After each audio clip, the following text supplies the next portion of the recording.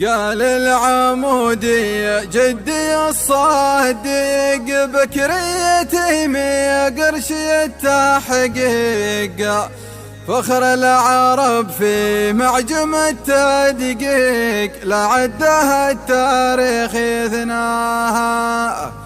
يا قريش يا عزي ويا فخري، يا تاج راسي يا سند ظاهري، صيتك بكل ما نسنس العبري، يسري ما نقصى الأرض لقصاها.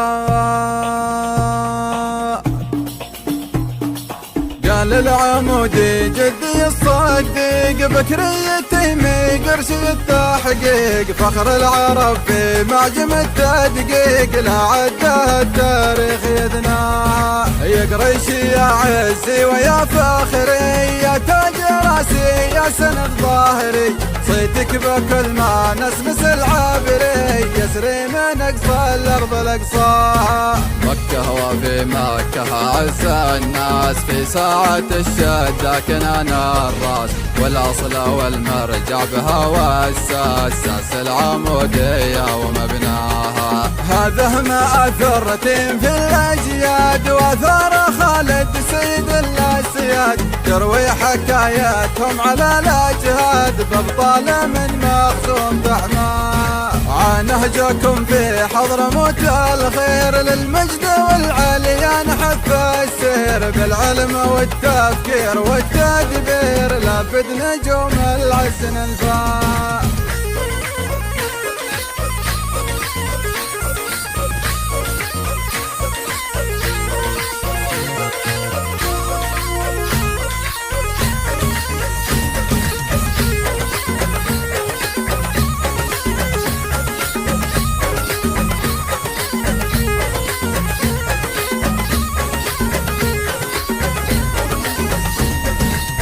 دون الأخبار الشرف مرسى، فيها ديار سعيد بن عيسى، له اسمه في التاريخ ما ينسى، عز كلمة التوحيد وعلاها. وفي بطها بن البطل عثمان، رمز الفخامة درة الوديان، آثارها تشهد بها الأعيان، كل بها يفخر ويتباع. وثار في شعبة عمر للحين، لعمر بن أحمد بن عمود الدين، قد خلدت مجده مئات سنين، ما يقدر التاريخ ينساها. وقف هنا يا كاتب التاريخ، واسمع مناقب من حياة الشيخ، بالتبرة دونها على المريخ، من شان كل الناس تقراها.